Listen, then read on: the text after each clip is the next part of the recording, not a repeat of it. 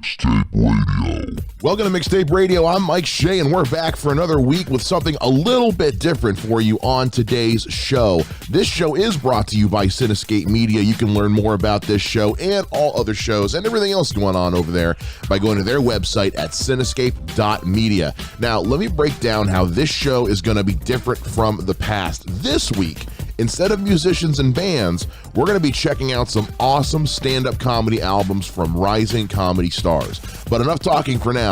Let's get into the jokes. It's really hard to get into the nuances of comedians' jokes. Sure, I can sit here and say, this comedian tells jokes that are original and unique and funny, but you can say that about pretty much any comedian out there. The only real way to get to know a comedian's sense of humor and style of delivery is simply to experience it.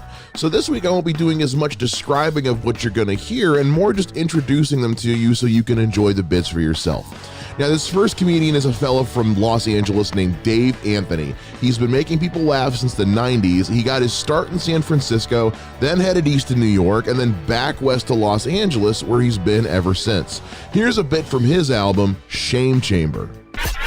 Miss New York. I was single out in New York, which was, I wasn't very good at it. I'm not really with, I love crazy women. That was my thing. I would always find the craziest ones. Like even one time I tried answering a personal ad, right? So, and that's when you read them in the paper back in the old days. When it was just some crazy, and I call this woman up the first time, we're talking on the phone, and it's going great. And I'm like, oh, this is nice. She's a nice lady. And we're talking, and then we ended up talking for like an hour. And I'm like, this is fantastic. And then she starts getting a little personal, and then she starts getting a little too personal. And she actually goes, hey, I've had sex in the park.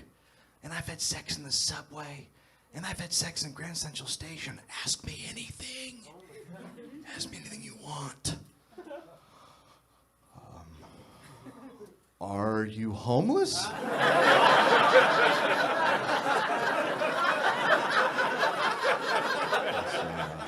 You should get a box or something.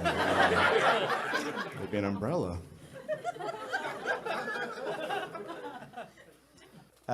One girl I dated, we were dating for a little while, and it was the night we were gonna have sex. It was a big fucking night. And it's about to happen, right? The moment, you know, where you start fucking. And she looks at me and she goes, I feel like Jesus is watching. There's there a worse thing that you, except for maybe, hey, there's my dad. Hi, Dad. Like, there's nothing you can say that's worse.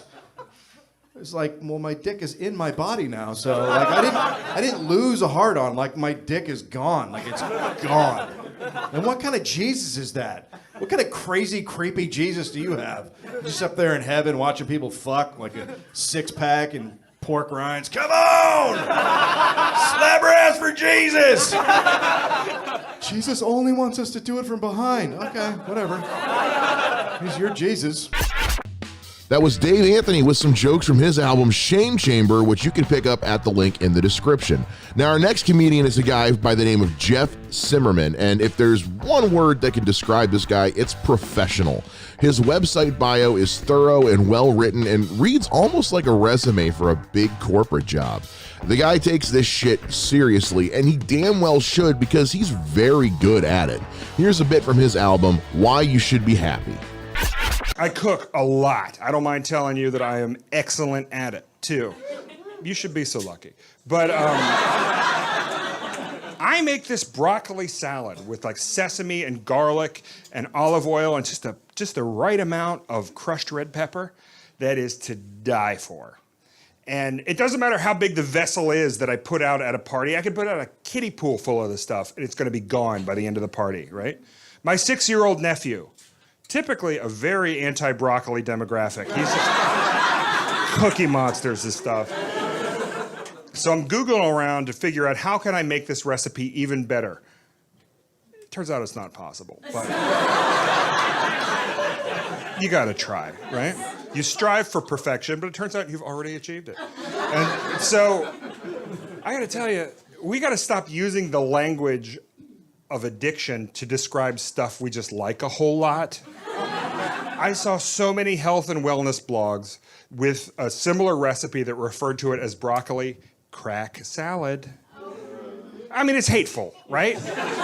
As if millions of Americans lost their loved ones to a cruciferous salad that is nutritious and very high in fiber. If anything, my broccoli salad is nothing like the crack epidemic, because white people are incapable of ignoring my broccoli salad.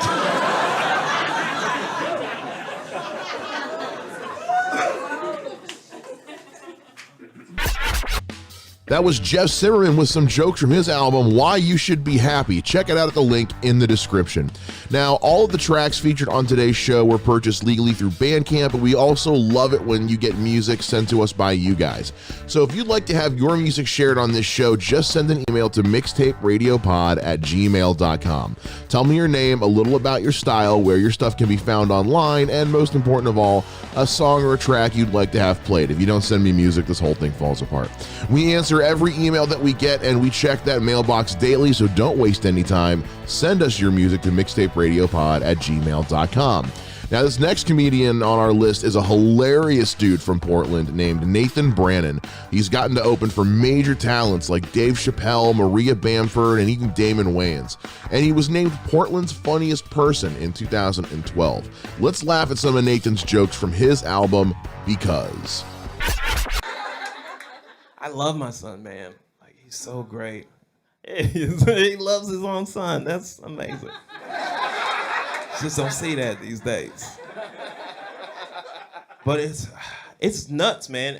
He's the second coolest dude I've ever met in my entire life, which is saying a lot. Like, he'll get to number one. It's just his music collection sucks right now. He's got to build that up. It's all nursery rhymes. That shit's old, man. Get with the times. But, I mean, there's not a lot of bad things I can say about my son. Like, if you had to pull my arm and make me pick something, I guess it would probably be he's a damn psychopath, and I don't know how to deal with it just yet. Like, he's insane, and I don't know what I'm going to do. Like, he has these beautiful eyes, but sometimes he can stare at you, and it goes straight to your soul, man. I'm a grown man. I'm afraid in my own house, right? He spits his pacifier out every time like somebody just punched him in the mouth. Every single time. He wipes his own mouth. He's 10 months old. That's the gangster shit I've ever seen in my entire life. Are you serious? Like a weekend, we brought him home, right? I'm changing his diaper, and he's real pissed off. He's all crying and everything like that. And I'm trying to console him, and for the first time since we brought him home, we lock eyes. He recognizes that I'm his dad, man. And that's crazy. And it's hard to explain to people who aren't parents, but that changes your life, man. Like, this flood of memories come back to you, and you just start thinking about stuff. Like, my dad died right before he was born, right? And then I started thinking about my dad and all the stuff I said to my dad. Like, I said I hated my dad once, you know? I said that to him. And he looked at me the same way I'm looking at my kid right now. I was like, man, this baby that I love this much is one day going to be like, I hate you. That broke my heart, man. So I started crying. I wept like a little kid. And I was waiting for him to join in. But he didn't join in. He just took his free hand, reared back, and slapped me in the face. A weekend. Who does that? You fucking psychopath? Are you serious? He never broke eye contact. You know how crazy you have to be to slap somebody in the face and then not break eye contact even after the slap? That's something that a pimp does, or a prison warden or something like that. Bap!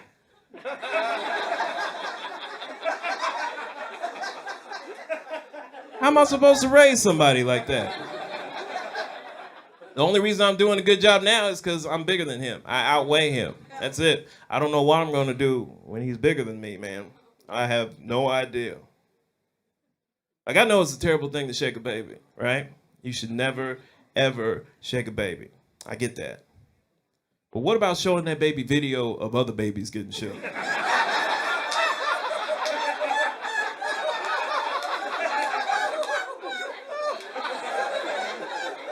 He's got too much confidence. I gotta take him down a couple notches. I'm gonna be in control, you know? If anybody didn't get that joke, just ask a black dude that watches the news a lot. He'll explain it to you. Oh, fuck you. Look, I'm not making this shit up.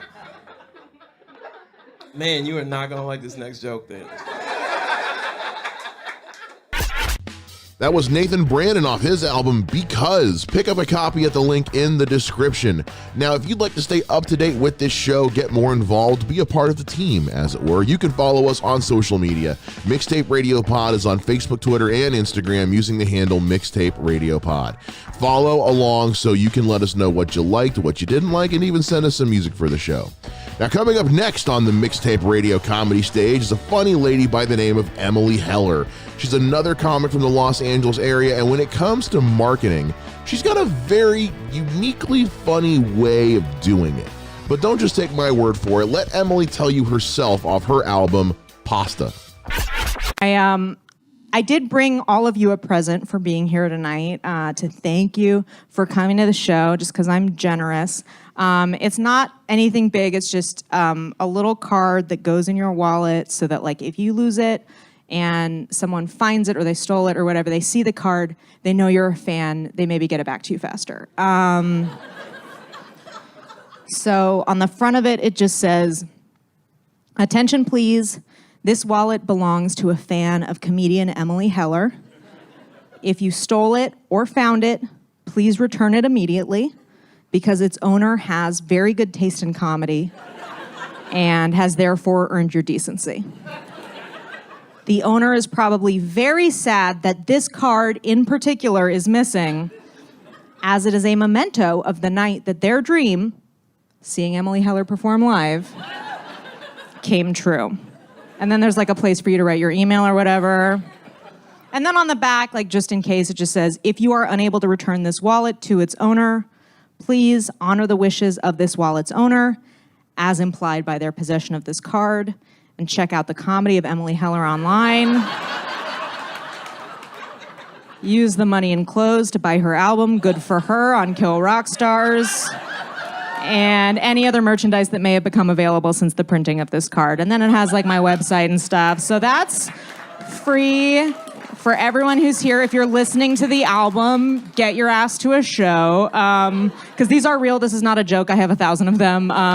You can pick them up on the way out. I mean, it is a joke, but it'll also very abruptly stop being a joke as soon as they find one of these on a dead body. And then I am a person of interest. There's not a lot of time left in today's show, folks. But before we get to our final comedian, I wanted to let you guys know that you can be a part of the team here at Mixtape Radio by joining our Patreon. Just go to patreon.com/mixtaperadiopod, and for only $3 a month, you can become an executive producer of Mixtape Radio. You get all kinds of cool rewards, and you can help us continue to purchase all the music that we play on this show, so that the support goes to the artists themselves. Now, our final comedian of the show comes to us all the way from London.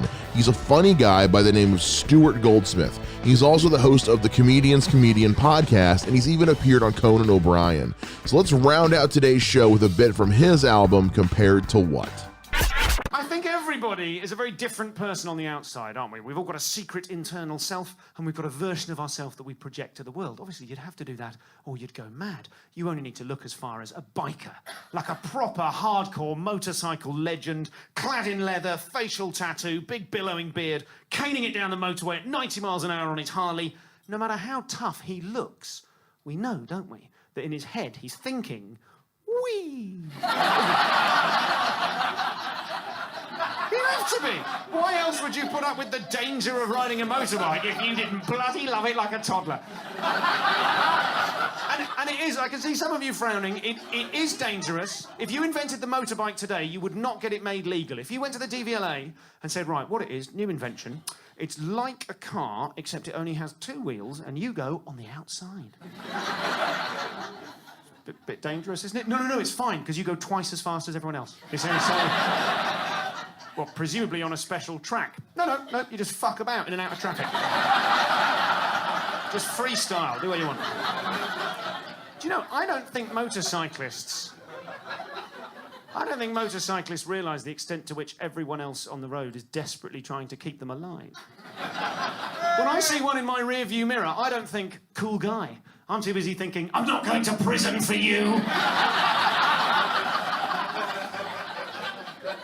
As a result, some of them have got quite sneaky about road safety, which I do appreciate. I think it's cunning. I wish I'd come up with this myself. Your average motorcyclist will very often try to dress up a little bit like the police, right? They can't impersonate the police, can they? That would be illegal. But they can put they can have a white helmet with blue and white checks on it, just enough that an approaching driver goes, I'm going to fuck him off the road. Oh no, maybe not. Maybe it's a car like that. Sensible idea. Some of them will go as far as to wear a neon jacket with big block capital letters across the back saying polite. You seen that? Like you're going to go, right, I'm going to take him out. Oh no, he seems nice. That's fine. Now, I think that's sneaky. I admire it.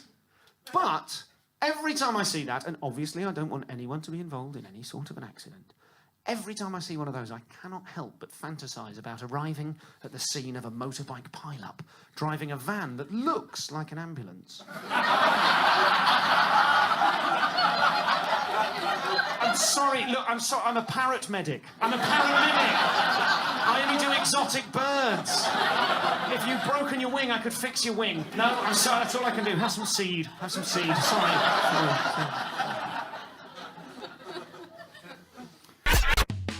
That was Stuart Goldsmith off his album Compared to What. You can pick up that album, his entire discography, and a best of compilation at the link in the description. Well, I hate to say it, but that brings us to the end of the show. I know. I'm sad too. But not to worry, we'll be back again with 5 new artists, 5 new songs. Make sure you follow us on all social media at Mixtape Radio Pod. Remember, if you'd like your music featured on the show, just send an email to mixtaperadiopod@gmail.com. And you can become an executive producer of the show by going to patreon.com/mixtaperadiopod. This show is a proud member of Cinescape Media. To learn more about everything they've got going on, go to cinescape.media. I'm Mike Shea, and this has been Mixtape Radio. We'll catch you again next time, and until then, support your local musicians and your local comedians.